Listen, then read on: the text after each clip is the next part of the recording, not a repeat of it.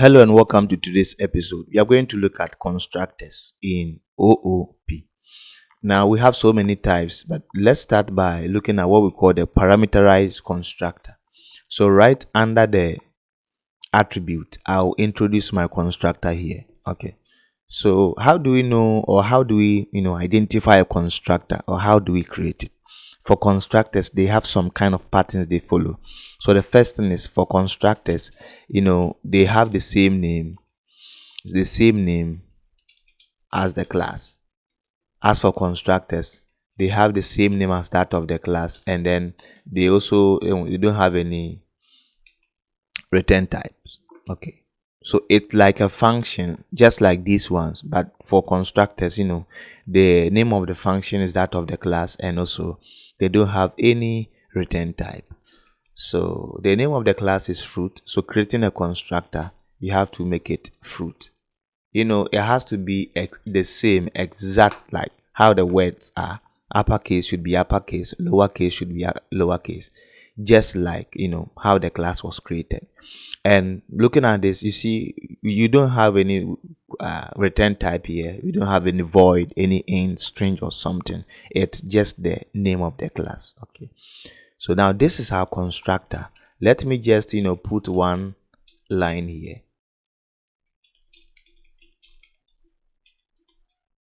I know the spelling is wrong, but permit me, let's just move on. Okay, so this is one object. Now when I run the program, you see automatically the fruit constructor will be called to execute. The same way functions are called to execute, that's the same way objects too. The moment they are created, the constructors are forced to what? Execute.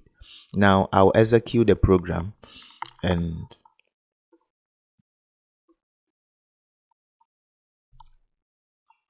you see high from the constructor is here before the object, right? Before the object was created with its information. And then here to see high from the constructor. So before any of the object will create, this is the first one we create. Before they will actually come into play, or before they can be created, the constructor will have to be called first. So in programming, functions are called when functions are executed when called. The same way constructors are also called when objects are created. Are you with me? When objects are created. So let me just remove these ones from there, and then I'll take this thing off. So let's say I have just one object we are dealing with. The moment I run the program, you see high from the constructor is what? Is executed, and that line is within the constructor. So the call of the constructor function is only seen when, it's only seen when an object is created. So when an object is created, constructors are called. Now watch this. So if I come down here, okay, or let me just print the information about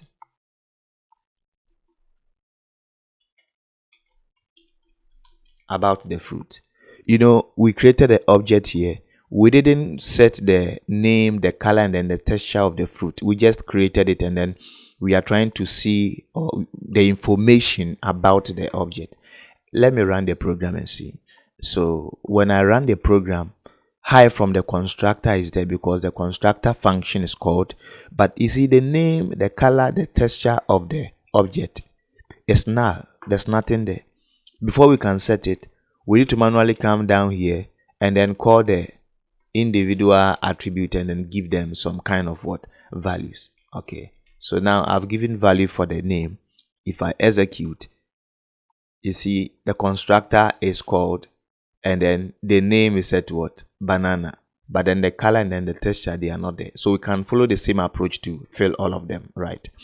Yes, we instead of doing or going by this manual approach, you can also streamline this process with the constructor, and what we call the parameterized constructor.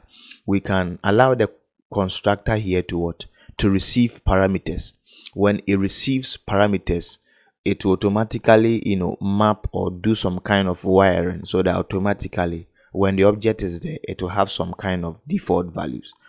So how do we do this? First of all, look at the available attribute on the object. Okay, name, color, and texture, and then expose them in the constructor as parameters. So string name, string color, and then string texture. Okay, so the available attribute, we just expose that in the constructor. Then when we finish, what is the next thing? We use the this keyword.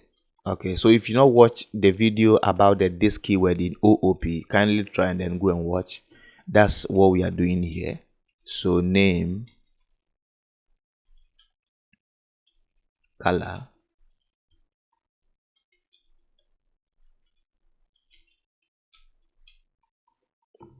so now this is what we call the parameterized constructor. The constructor is now having parameters.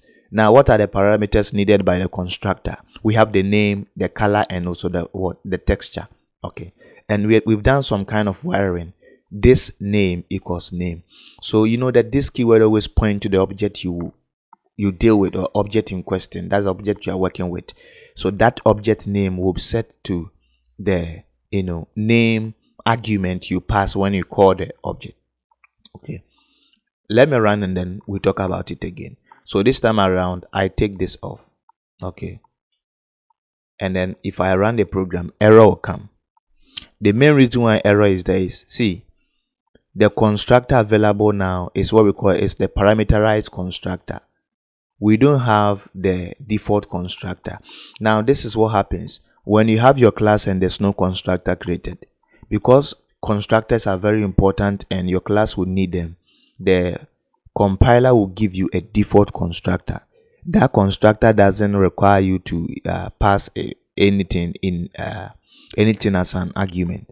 That constructor doesn't take any parameters. It's an empty thing like this. Okay, but now that we have created our own, the compiler will use what we have created. It will not use the default one again. So as a matter of fact, it's trying to tell us that there's no available constructor that doesn't have that doesn't require argument. And so we can solve this problem by simply fruit. So now you see, when I finish typing the fruit with the round bracket, you can see the signature of the constructor is indicated. It's saying that the first one, it will need a name, right? After the name, color, and then texture. Which one is blue? That is the name. So it's telling me that I need to first pass a value to the name parameter. The name is banana. Then comma.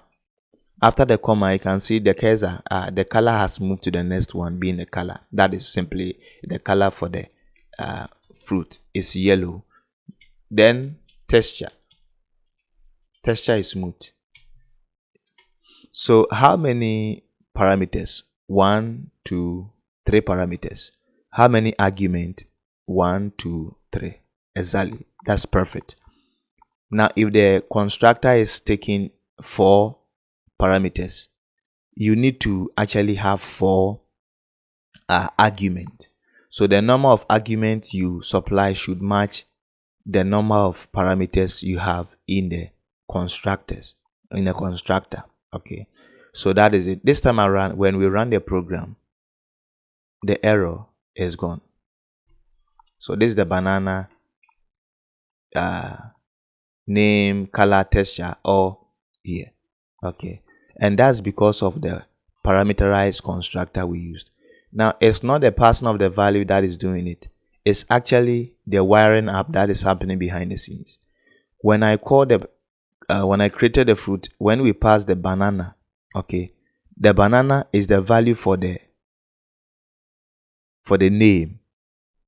Again, the yellow and then the smooth, they are values for the what?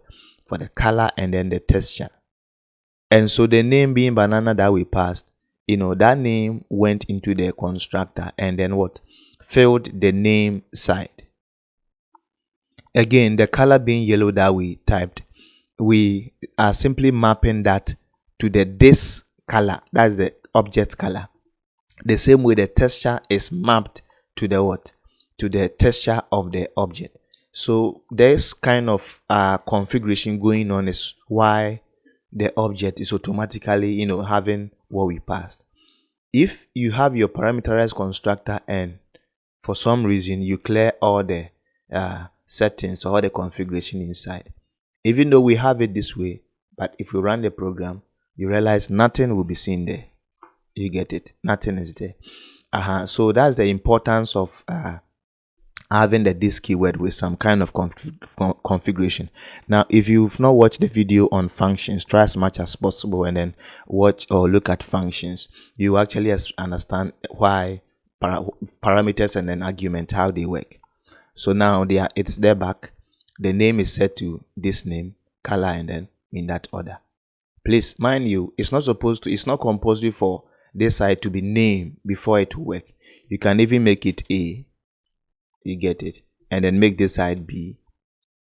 So this dot name is connected to the A parameter, and then the B is also connected to the color.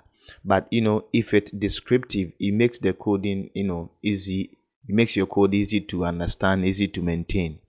That's why it's very important. Instead of making A B, you just make it name, since we are expecting the name to be the first thing. And then the color too, we make it color since we want it to be the next thing. Okay, so this is what we call the parameterized constructor. When you create your object, you will be forced to pass argument, and those arguments you passed, they will be the object's default values at the point of creation. Now we can change it, we can manipulate it, but know that at the point of creation, the object is going to have a name of banana, color of yellow, and then smooth as its texture. Without these ones, without these ones, like the first one you saw, the object will have blank values for all the attributes. Okay, so this is what we call the parameterized constructor. Let me just quickly go over parameterized constructor. So for constructors, they have the same name as the class and they don't have any return type. Okay, so you see the fruit having the same name as the class, and it doesn't have any return type, being void, int, fruit. It doesn't have anything like that. Okay, that's one thing. The next thing is the attribute of your class. Just expose all of them, expose all the attributes of your class as the parameters, as the parameter for the constructor. So since the attributes are just 3, you see I have all the 3 in here. Okay, I have all the 3 here. And then when you are done, you do some kind of mapping. You call the this.name to match the name parameter, this color to match the color parameter. So just map the parameters to the attribute. Okay, you just map the parameters,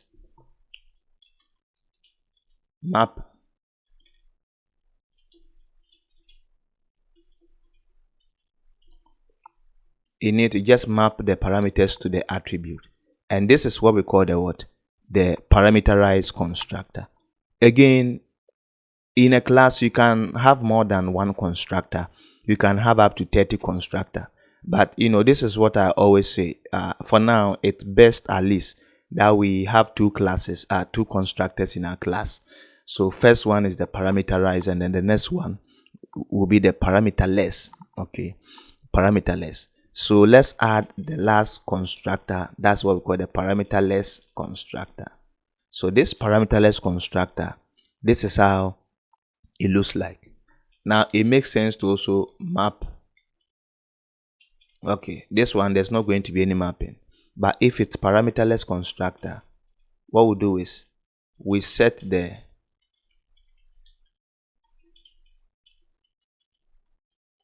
attribute to their default values. Okay, so this one you see here is the parameterless constructor. When you create an object with a parameterized constructor, we are assuming that particular object will have a name of blank, color of what? Blank, and then texture is also going to be what? Is going to be blank. Okay, texture is also going to be blank. So that is about the parameterless. Always in your parameterless constructor, what you do is you set the attribute to their default values. So since this one is a string, the default value will be an empty double quote. The same for the color and also texture. They are going. We are just giving them default values. Okay. So how many constructors now? Parameterless constructor and then parameterized. We have two constructors defined in our class. Okay. So let's come down again. I'll create another object.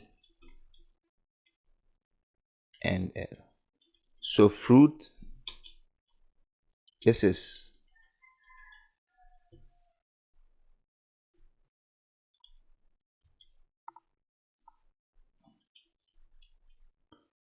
okay. So watch this. Fruit. Now the moment I add the round bracket, you can see I have 1 out of 2. So this is telling me that in the fruit class, available constructors are what? Are 2. Mind you, I said the constructors are responsible for creating object, right? So it's trying to tell me that this constructor that we are coming to, this object we are coming to create, which of the 2 constructors do we want to create it with? Are we trying to do that with the first constructor or the second constructor? So the first constructor looks like this. It doesn't have any parameters. Now let's look at the second constructor. I just use the drop down and then you see the 2 of 2. So 2 of 2 constructor will demand the name, the color, and then the texture. We come back again, the one of oh no, there's I think a bug in this application, but it's supposed to take us back to the 1-to-1. If I click on it, it's still 2 out of 2. Okay, so just know that now the constructors are 2. We have the parameterless, that is the parameterless, and then the parameterized. This is the parameterless, and then this is the parameterized. Okay, I'll create the pair with the parameterless. And since you see I have fruit, and then the round bracket doesn't have any values inside like what you see up here, automatically is going to what? Is going to create the object with a parameterless constructor. If you create the object and then you pass values, that object will be created with the parameterized constructor. So when creating an object, now you have so many options.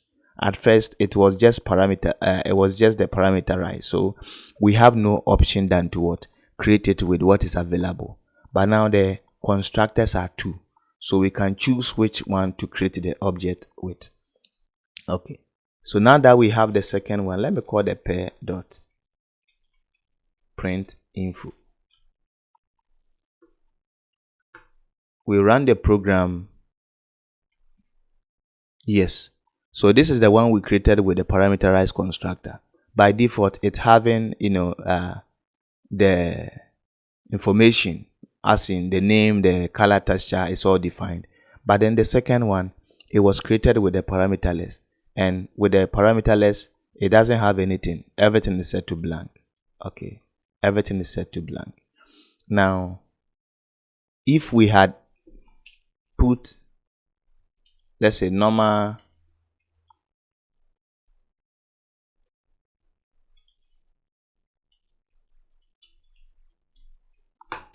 if I make it default fruit, I'm just trying to say that any object that I create with a parameterless constructor should have a name as what? Default fruit, if they don't specify. So I run the program.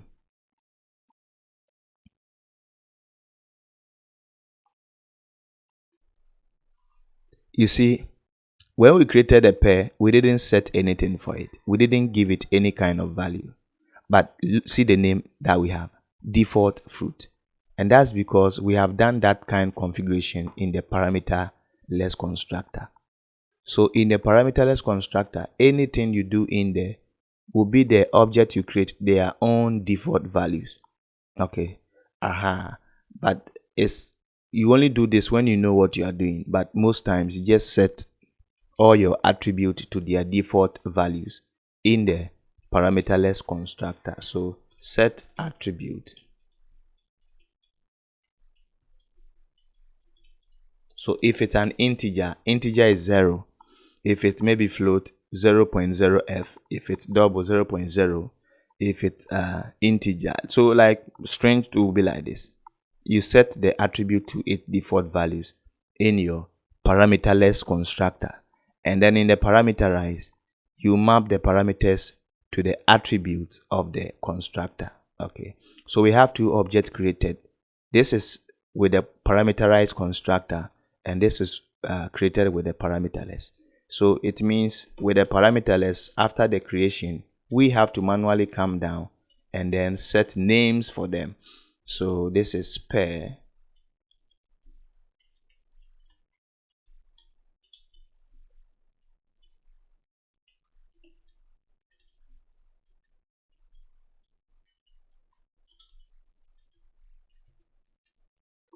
before is going to what is going to work.